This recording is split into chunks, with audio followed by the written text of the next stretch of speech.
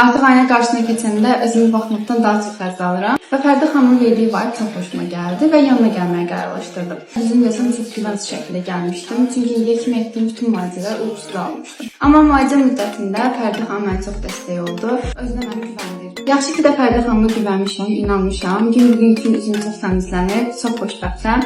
Artıq ayna qarşısına keçəndə özümü baxmaqdan daha çox həzz alıram.